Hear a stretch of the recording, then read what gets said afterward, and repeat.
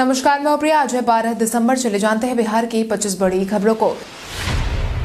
Exim bank ने management trainee के पदों के लिए निकाली वैकेंसी। इंडियन एक्सिस बैंक और export import bank of India ने हाल ही में मैनेजमेंट ट्रेनी के पद के लिए आवेदन आमंत्रित किए हैं, जिसके तहत बैंक ने कुल मिलाकर 60 मैनेजमेंट ट्रेनी के पदों के लिए आवेदन की मांग की है, जिसके तहत इच्छुक और योग्य उम्मीदवार एक्सिम बैंक की आधिकारिक वेबसाइट www.eximbankindia.in पर जाकर आवेदन भर सकते हैं। आपको बता दें, आवेदन की शुरुआत 19 दिसंबर से होने वाली है, जो कि 31 दिसंबर तक जारी रहेगी। आपको यह भी बता दें कि एक्सिम बैंक आयातकों और निर्यातकों को वित्तीय सहायता प्रदान करता है। सहरसा के उग्रतारा स्थान में आपको देखने को मिलेगा बहुत कुछ खास। सहरसा जिले में महिषी में स्थित है उग्रतारा स्थान। यह प्रमुख शक्ति पीठों में से एक है। ऐसी मान्यता है कि भगवती सती का बाया नेत्र यहाँ गिरा था। यह स्थान तंत्र साधना के लिए विख्यात है। यहीं उद्भट विद्वान मंडन मिश्र का जन्म हुआ था, जिनकी विदुषी पत्नी भारती से जगत गुरु शंकराचार्य को शास्त्रार्थ में हार का सामना करना पड़ा था। मंदिर का निर्माण सन 1735 में रानी पद्मावती ने कराया था। यहाँ बिहार के अतिरिक्त नेपाल के श्रद्धालु भी बड़ी संख्या में पहुंचते हैं। बंगाल के साधक भी यहां वर्ष भर पहुंचते रहते हैं। बिहार में कोरोना के मिले 600 से ज्यादा मामले। स्वास्थ्य विभाग की तरफ से बीते दिन के पिछले 24 घंटे में जारी किए गए आंकड़ों के अनुसार बिहार में कुल मिलाकर 618 नए मरीजों की पुष्टि हुई है, जिसके बाद प्रभावितों की संख्या बढ़कर 2,42,152 पर पहुंच गई है। वहीं टॉप 3 प्रभावित जिलों की बात करें तो राजधानी पटना में 201 मामले सामने आए हैं। वहीं गोपालगंज में 59, गया में 26 मामले सामने आए हैं। बिहार के शिक्षकों के लंबित वेतन पर विभाग की होगी सीधी नजर। शिक्षा विभाग प्रदेश भर के सरकारी स्कूलों के 4.5 लाख से अधिक शिक्षकों के वेतन की जानकारी एक क्लिक पर ले सकेगा। इसके लिए उसने एक विशेष सॉफ्टवेयर तैयार करवाया है। सॉफ्टवेयर के जरिए यह शिक्षकों के लंबित वेतन की जानकारी रख सकेंगे। वर्तमान समय में आलम यह है कि जिला शिक्षा अधिकारी अपने हिसाब से वेतन मद का इस्तेमाल एरिया भुगतान पर खर्च कर देते हैं। इसके चलते ही शिक्षकों के वेतन में देरी हो जाती है। शिक्षा विभाग के आधिकारिक सूत्रों के मुताबिक सॉफ्टवेयर के जरिए पेरोल मैनेजमेंट सिस्टम बनाया गया है। इसको जल्द ही प्रभावी भी किया जाएगा। विभागीय समीक्षा में पाया गया है कि कई शिक्षकों के वेतन कई महीने से लंबित पड़े रह जाते हैं।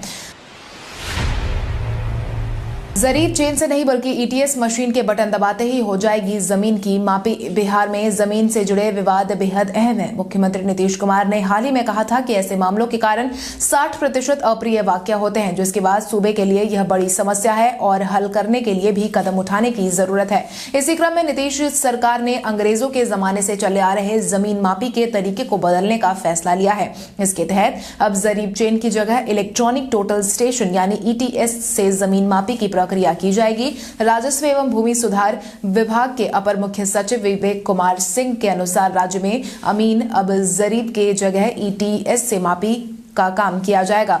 इसके साथ ही सभी कार्यालय में ईटीएस उपलब्ध कराई जाएंगी। पीपीयू में 32,000 से ज्यादा खाली पड़ी सीटों पर नामांकन करने का मिला 2 दिन का मौका। पाटलिपुत्र विश्वविद्यालय में लगभग 1 महीने तक नामांकन की प्रक्रिया करवाई गई थी। हालांकि 1 महीने के जद्दोजहद के बावजूद स्नातक कोर्स में 32,922 सीटें खाली रह गई हैं।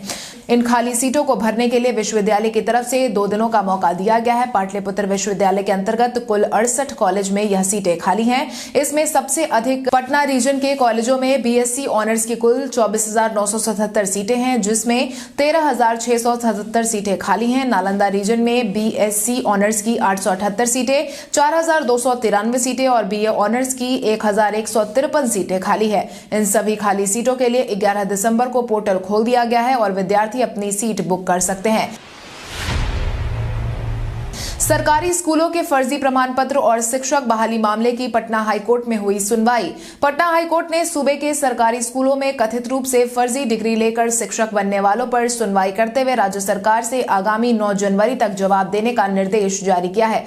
चीफ जस्टिस न्यायमूर्ति संजय करोल की अध्यक्षता वाली खंडपीठ ने रंजीत पंडित की जनहित याचिका पर सुनवाई करते हुए कहा है कि जवाब देने के लिए राज्य सरकार को यह आखिरी मोहलत दी गई है, जिसके बाद याचिकाकर्ताओं के अधिवक्ता दीनू कुमार ने भी अपना बयान जारी किया है और कहा है कि राज्य के स्कूलों में बड़े पैमाने पर फर्जी डिग्री के आधार पर शिक्षक नौकरी कर रहे हैं। आगे उन्होंने कोर्ट को बताया है कि ऐसे शिक्षकों की संख्या लाखों में है।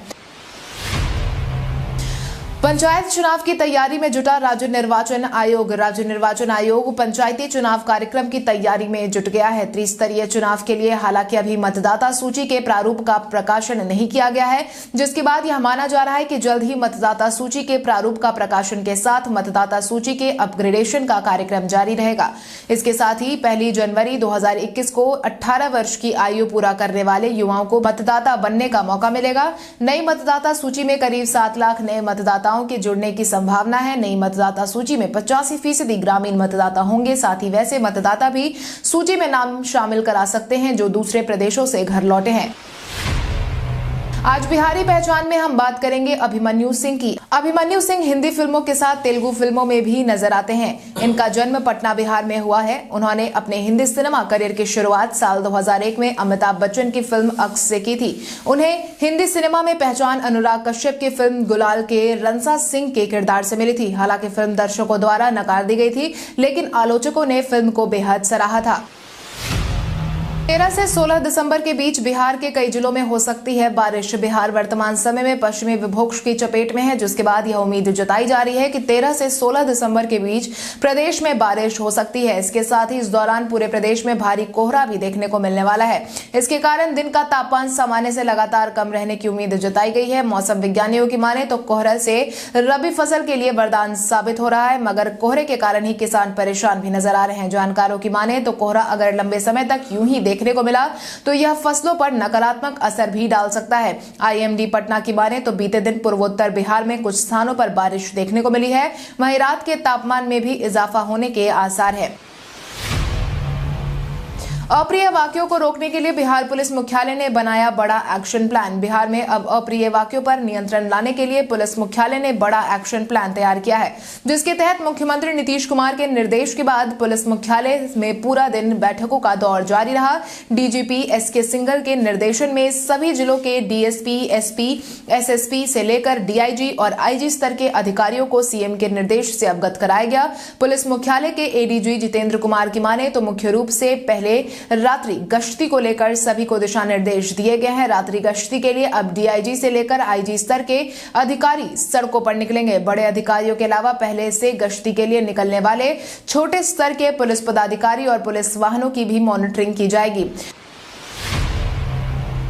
बिहार में रैयत किसानों की धान अधिप्राप्ति की सीमा 200 से बढ़ाकर 250 क्विंटल करने का जारी हुआ आदेश। मुख्यमंत्री नीतीश कुमार ने राज्य में शुरू हुई धान अधिप्राप्ति को लेकर समीक्षा बैठक की है। इस बाबत उन्होंने सभी जिलों के डीएम को निर्देश भी दे दिया है, जिसके तहत यह साफ कह दिया गया है कि जिन पैक्स पर अनियमितता के आरोप है उन पर मामला दर्ज करना चाहिए। ऐसे पैक्स की जांच पूरी होनी चाहिए और दोषी को सजा भी मिलनी चाहिए, जिसके बाद सभी डीएम और एसपी को इसकी समीक्षा करने का निर्देश दिया गया है।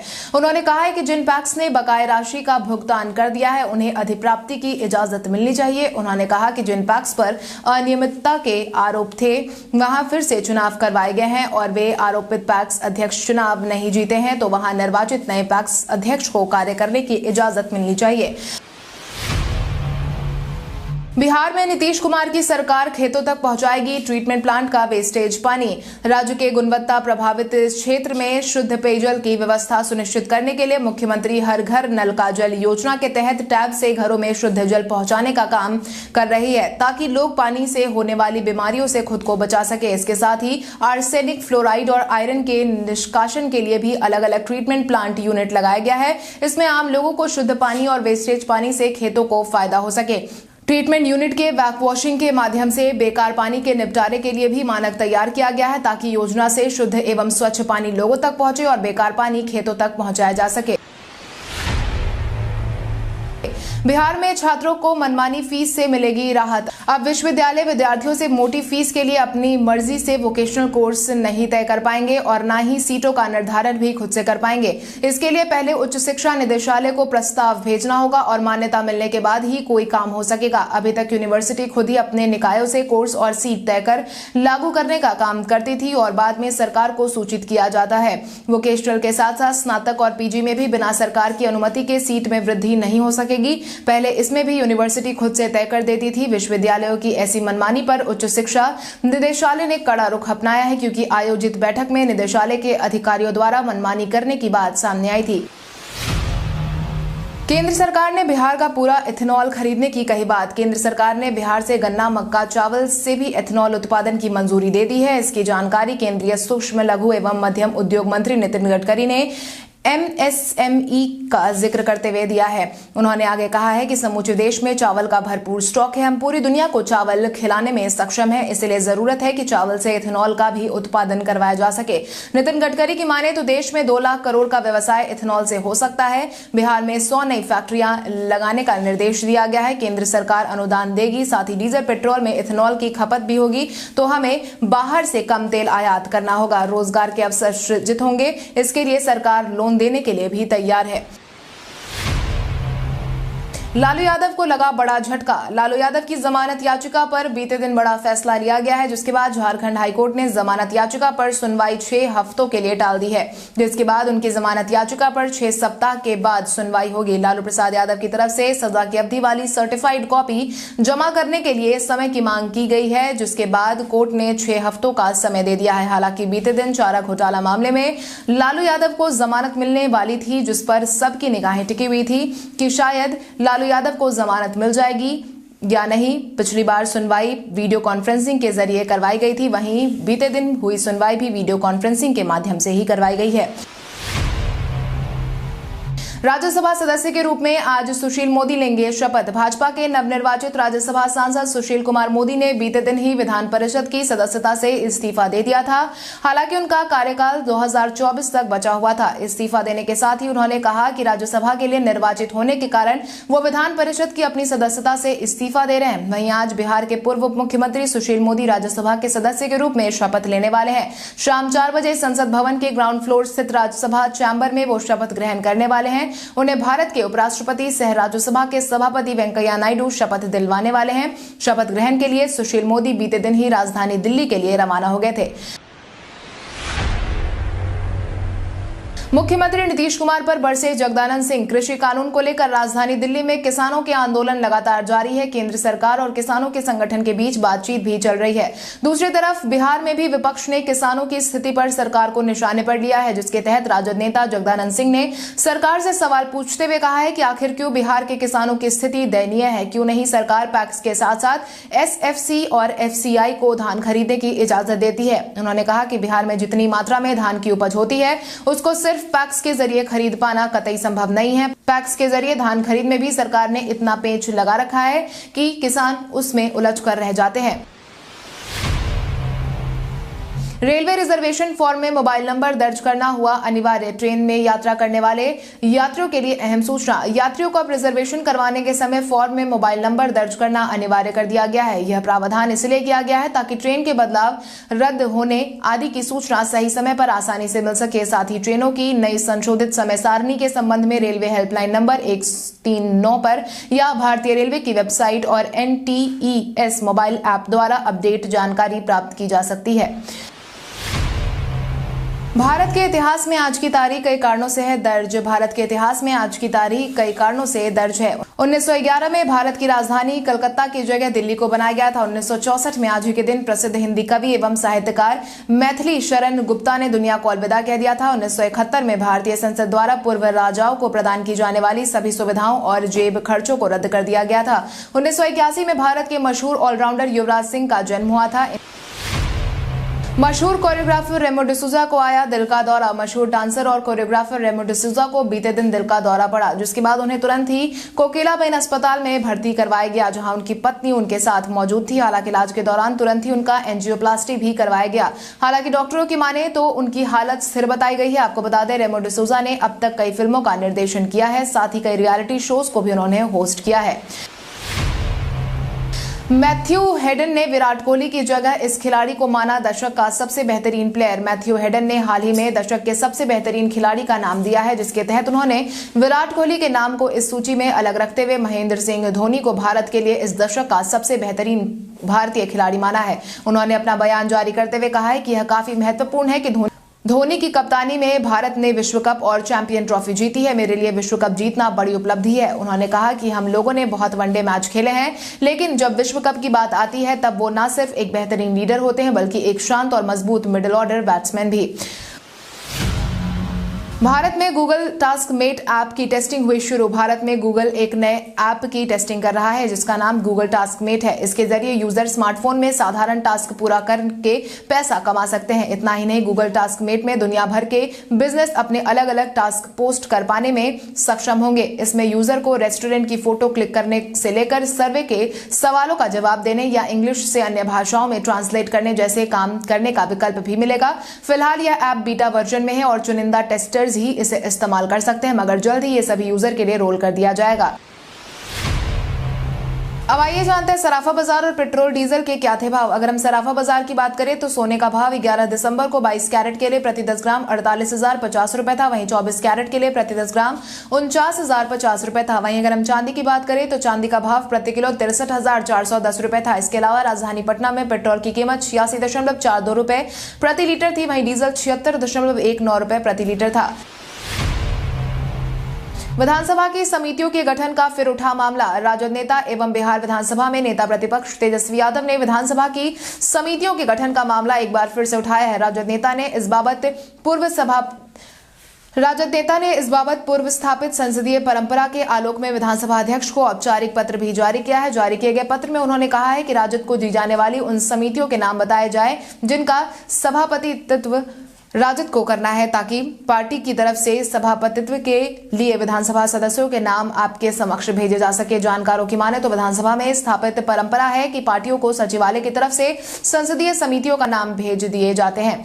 कल हमारे द्वारा पूछे गए सवाल का जवाब आप में से बहुत सारे यूजर ने हमें कमेंट करके दिया था, उसके लिए आपका बहुत बहुत धन्यवाद। आप में से जिन यूजर ने हमारे सवालों का जवाब दिया है उनके नाम है Amar Arya, Ashok Kumar, Maurya academy, Prem Prakash, Subodh Kumar, Soni Kumari, Shyam Sundar Yadav, Satish Kumar, Nivesh vlogs official, Ajit Kumar, Mohammad Khalid, Govind Yadav, Ankit Kumar, Deepak Kumar, beauty video box, Mahesh Kumar, Ravi Kumar, Mukesh Kumar, Kamlesh Prasad, Chintu Kumar, Suraj Suman, Gajendra Kumar, Priya Ranjan Yadav, Anand Kumar, Niranjan Mahato. इसके अलावा हमारी टीम को और भी लोगों के जवाब अच्छे लगे हैं, मगर समय के अभाव के कारण हम उनका नाम नहीं ले पाए। लेकिन आप हमारे सवालों का जवाब देते रहे, हम कल आपका नाम लेने की पूरी कोशिश करेंगे। तो चलिए बढ़ते हैं आज के सवाल की ओर। आज का सवाल कुछ इस प्रकार है। बिहार में ठंड का असर लगातार बढ़ता जा रहा है, ऐसे में आप ठंड से बचने के लिए क्या क्या उपाय करते हैं? अपने जवाब हमें कमेंट करके जरूर बताएं। इसके साथ ही आज के लिए बस इतना ही। अगर आप ये वीडियो हमारा यूट्यूब पर देख रहे हैं तो हमारे चैनल को सब्सक्राइब करें और बेल आइकॉन दबाना ना भूलें। और अगर आप ये वीडियो हमारा फेसबुक पर देख रहे हैं तो इस वीडियो को लाइक करें और ज्यादा से ज्यादा शेयर करें। धन्यवाद।